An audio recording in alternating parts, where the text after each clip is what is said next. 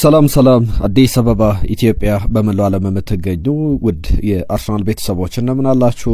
ስፖርታዊ መረጃዎቻችንን አርሰናልን የሚሸቱ ጉዳዮችን ይዘን በድጋሚ ተገናኝተናል። አብራችሁን ስላላችሁ አስቀድመን ምስጋናችንን እንቸራችሁ። የተለያዩ ጉዳዮችን በዚህኛው ቪዲዮ ላይ ያነሳን እየነገርናችሁ እንቆያለን። በተለይ ደግሞ ከአርሰናል ጋር በተያያዘ የሚነሱ አዳዲስ የወጡ ዜናዎችን ይዘናል። ዝውውር ላይ በጣም አሁንም ቢሆን በአርሰናል በኩል እየተሰራበት ያለ ጉዳይ ከወደ ስፔን አንዳንድ ተጫዋቾችን ለማምጣት በተለይ ደግሞ ከአትሌቲኮ ደ ማድሪድ ጋር በተያያዘ ባለፉት ጊዜያት ላይ አንድሪያ ቤርታ የአትሌቲኮ ደ ማድሪድን ቤት በደንብ የሚያውቁ ሰው ናቸውና አንድ ተጫዋች ከዛ ለማምጣት ጥረት እያደረጉ እንደሆነና ለአርሰናል ቦርድ እንዳቀረቡና ቦርዱም የወሰነው ውሳኔ ያለ በዚህ ተጫዋች ጉዳይ ላይ የቀጣይ እቅድ አካል ሆኖ ሚኬል አርቴታ በመንገድ ይጠቀምበታል የሚለውን በስፋት እናነሳለን።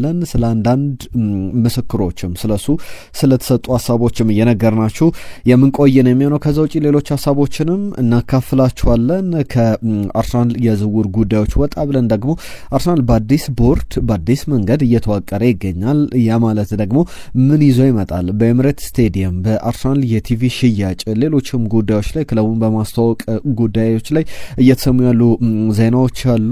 የሰን ክሮንኬ ቤተሰቦች በምን መንገድ አርሰናልን ለማሻሻል በሜዳ ላይ ተፎካካሪ ነው የዋንጫ ባለቤት እስኪሆን ድረስ የሚሰሩ ስራዎች አሉ። ከዛ ውጪ ደግሞ ከሜዳው ውጪ ደግሞ በብራንዲንግ ክለቡን በማስተዋወቅ ረገድ ለወደፊትም ከዓለማችን ምርጥ ክለቦች መካከል አንዱ እንደሆነ በዚህ ብቻ አይደለም በገቢም በሁሉ ነገር ፍጹም የበላይ ማድረግ ይፈልጋሉና በጣም በከፍተኛ ሁኔታ እየተሰራበት ያለ ስራ ለሱንም የነገርናችሁ የምንቆይ ነው የሚሆነው። ቡካዮ ሳካ፣ ሉዊስ ስኬሊ የዜናዎቻችን አካል ናቸው።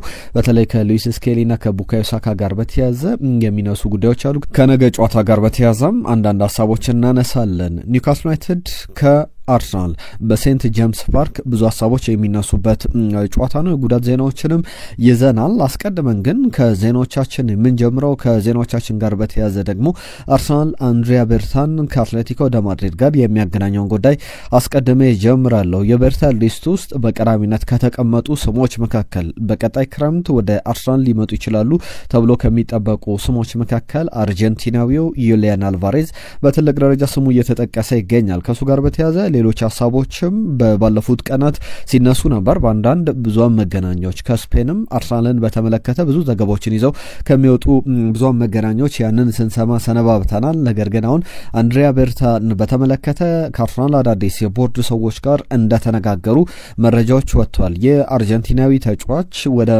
ማንቸስተር ሲቲ ከመጣ በኋላ በማንቸስተር ሲቲ የነበረው ሚና ምናልባት ፔፕ ጋርዲዮላ ብዙ እንደሚቆጩበት ክለቡን በመልቀቁ ተጫዋቹ በክለቡ የነበረው ቆይታ በጣም አስደናቂ ነበረ። ሃላንድ ባለበት ቡድን ውስጥ በእያንዳንዱ ጨዋታ ላይ በጣም ተሳትፎ የሚገርም ታታሪ የሚባል ተጫዋች እንደሆነ ይታወቃልና ሚኬል አርቴታም ይህንን ተጫዋች አነጣጥሮበታል። ዋነኛው ሰው ደግሞ አንድሪያ ቤርታ ናቸው። አንድሪያ ቤርታ ከዚህ በፊት ወደ ነበረበት ክለብ ያመጡት እርሳቸው ናቸው። ወደ አትሌቲኮ ማድሪድ ሲመጣ ትልቁ ሚና ተጫውተዋል። እሱም በማሳመን ከማንቸስተር ሲቲ ጋር ድርድሮችን በማድረግም ያንን ሲያከናውኑ ነበር። ከሰሞኑ የዩሊያን አልቫሬዝ ጉዳይን በተመለከተ በብዙ ክለቦች ስሙ ሲያያዝ ነበር። ወደ እንግሊዝ ይመለሳል ተብሎ ብዙ ዘገባዎች ሲወጡ እንደነበረ እናስታውሳለንና በእነዚህ ጉዳዮች ላይ ከተነሱ ሀሳቦች መካከል ለምሳሌ ዲየጎ ሲሞኒ አርጀንቲናዊ ነው። እሱም እንደ ዩሊያን አልቫሬዝ ሁሉ ያነሳቸው ጉዳዮች አሉ። ተጫዋቹን በተመለከተ ይህ ተጫዋች በቀጣይ ጊዜያት ላይ በአርሰናል ቤት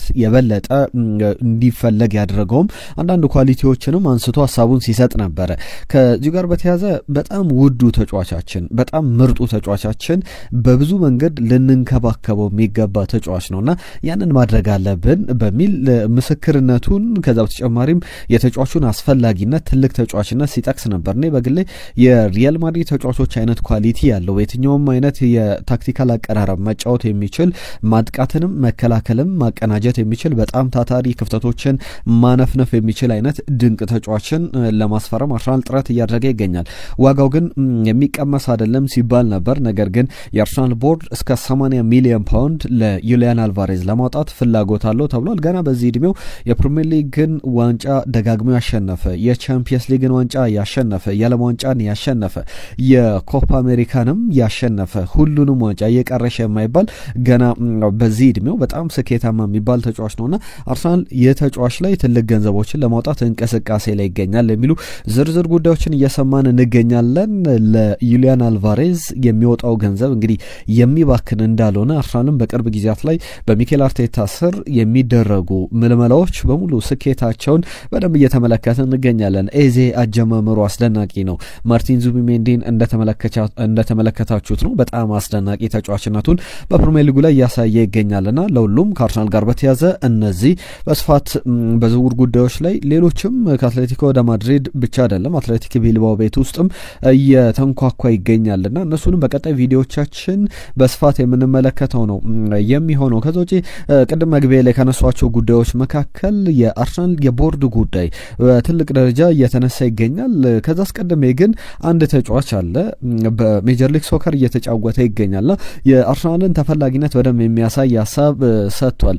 ህልሜም ቅዠቴም ወደ አርሰናል ሄዶ በአርሰናል መጫወት ነው የሚል ሀሳቡን አንስቷል። በአርሰናል ቤት እንግዲህ የምን ጊዜም ተጫዋች መካከል ቲዬሪ ኦንሪን በጣም እንደሚያደንቀው አሁን ከቡካዮ ሳካና ከማርቲን ኦዴጋርድ ጎን መጫወት እፈልጋለሁ የሚል ሀሳቡን ሰጥቷል። ኔልሰን ይባላል። ጄደን ኔልሰን የአሜሪካ ሜጀር ሊግ ሶከር ተጫዋች ነውና በመላው ዓለም አርሰናል ተፈላጊነቱ በጣም ከፍ እያለ መጥቷል። ከቅርብ ጊዜያት ወዲህ ተጫዋቾች ውላቸውን ሲያራዝሙ መመልከታችን ብቻ አይደለም ሌሎችም ተጫዋቾች ፍላጎታቸውን እያሳዩ ይገኛሉ። ለምሳሌ በክረምቱ ከፈረሙ ተጫዋቾች መካከል ቪክተር ጊዮኬሬሽ ከትልልቅ ክለቦች ከማንቸስተር ዩናይትድ ጨምሮ ብዙ ክለቦች ጥያቄ ሲያቀርቡለት ነበረ። ነገር ግን ምርጫዬ አንድና አንድ አርሰናል ነው፣ ከዛ ውጪ ከአርሰናል ውጪ ወደ ውጪ ብሎ በትልቅ ደረጃ በአርሰናል እየተጫወተ ጅማሮንም በአርሰናል አድርጎ እየተመለከት ነው እንገኛለን። ጄደን ኔልሰን ደግሞ የተጫዋች አርሰናልን እንግዲህ በጣም ሲከታተል እንደነበረ ካናዳዊ ኢንተርናሽናል ነው። በሌሎች ክለቦችም ይፈለጋል። ነገር ግን የቫንኮቨር ተጫዋች ቢሆንም ኔልሰን በቀጣይ ጊዜያት ላይ በሮዘንበርግ በኖርዌይ ተጫውቶ አሳልፏል። በጀርመንም ተመልክተናል። አሁን ግን ወደ አርሰናል ወደ አውሮፓ መመለስ እፈልጋለሁ፣ ጥረቶችንም አደርጋለሁ የሚል ነገር አንስቷል። 100% ግቤ ወደ ፕሪሚየር ሊግ መመለስ ነው፣ የመጀመሪያ እቅዴ ደግሞ ለአርሰናል መጫወት ነው የሚቻል ከሆነ የሚል ምስክርነቱን ሲሰጥ ተመልክተናል። ወደ አርሰናል ቦርድ ጉዳዮች ላምራና ስለ ቪክተር ጊዮኬሬሽ የተሰጠ አንድ ምስክርነት አለ። በፕሪሚየር ሊጉ ስኬታማ አጥቂ ይሆናል ዘንድሮ የሚሉ ሀሳቦችም ሲነሱ ነበር። እሱንም እነግራችኋለሁ። ከአርሰናል ቦርድ ጋር በተያዘ አዲሱ የቦርድ አባል መካከል አንደኛው ቤን ዊንስተን ነው።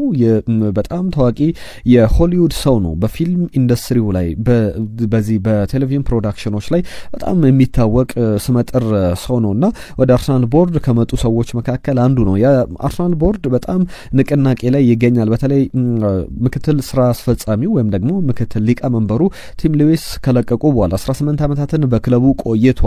ስታን ክሮንኬ የክለቡን ድርሻ አንድ ብለው ከገዙበት ጊዜ ጀምሮ 2007 ላይ 9.9% ድርሻ ነበራቸው ወይም 10%።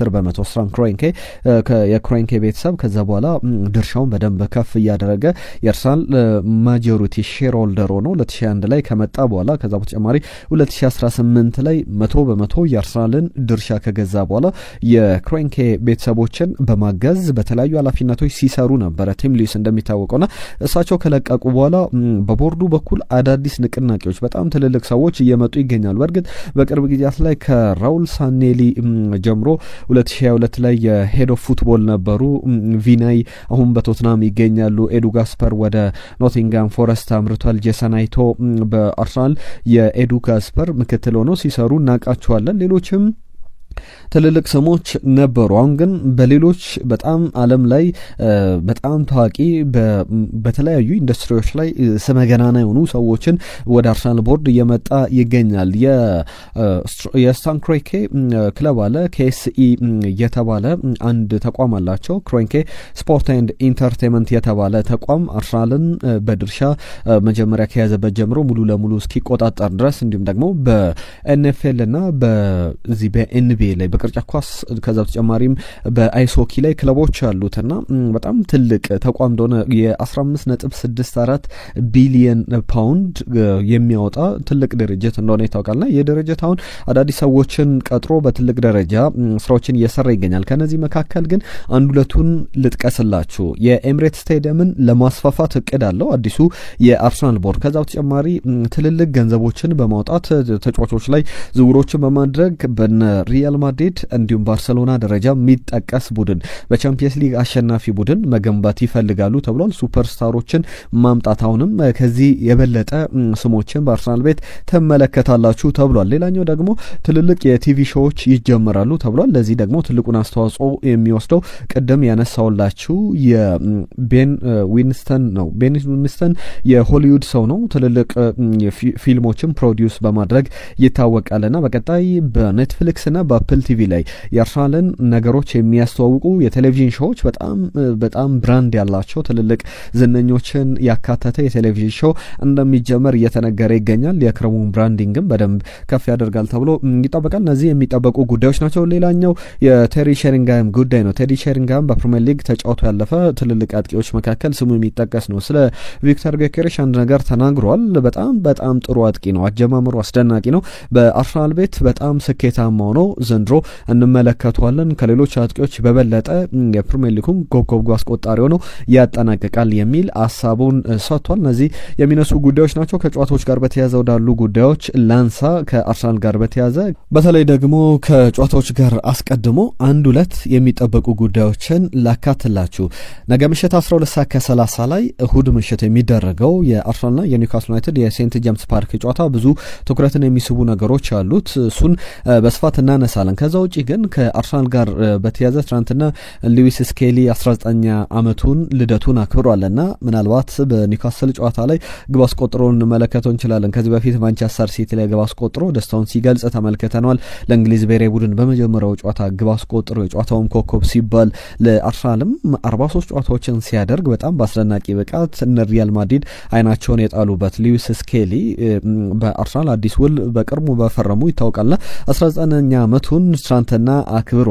እንግዲህ ከቡካዮ ሳካ ጋርም በተያዘ በዛሬው ጨዋታ ላይ የሚጠበቅ አንድ ቁጥር አለ። ሚኬል አርቴታ ትናንትና በጋዜጣዊ መግለጫ ላይ ሲነሳለት ነበረ። ስለሱም ጉዳይ ተጠይቆ ነበር። በተለይ ከውል ማራዘም ጋር በተያዘ ዊሊያም ሳሊባ እንዳደረገው የቡካዮ ሳካን ጉዳይ ደግሞ አርሰናል ለማራዘም ጥረቶችን ያደርጋል የሚል ሀሳቡን ሲያካፍል እንደነበረ ተመልክተናል። እነዚህ ከአርሰናል ጋር የሚነሱ ጉዳዮች ናቸው። ቡካዮ ሳካን በተመለከተ ቁጥሮቹን ወደ በኋላ ላይ ከጨዋታው ጋር በተያዘ የምናነሳው ነው የሚሆነው። ነገር ግን ቤን ጃኮብስ አንድ ዘገባ ይዞ ወጥቷል። አርሰናል በጣም ተቃርቧል የቡካዮ ሳካን ውል ለማራዘም የሚል ነገር አንስቷል። ቤን ጃኮብስ ማለት በዚህኛው የክረምት የዝውውር መስኮት ላይ በትልቅ ደረጃ ከየትኛውም በጣም ተፎካካሪ ከሆኑ የዝውውር ዜናዎችን ከሚያወጡ ከነ ዳቪድ ኦርነስቲን፣ ፋብሪዚዮ ሮማኖ፣ ጂያንሉካ ዲማርዚዮ ጭምር ስሙ ሲጠቀስ የነበረ ነውና ቤን ጃኮብስ በቀጣይ ስሙን በደንብ ያዙት። በትልቅ ደረጃ ዝውውሮችን ይፋ ሲያደርግ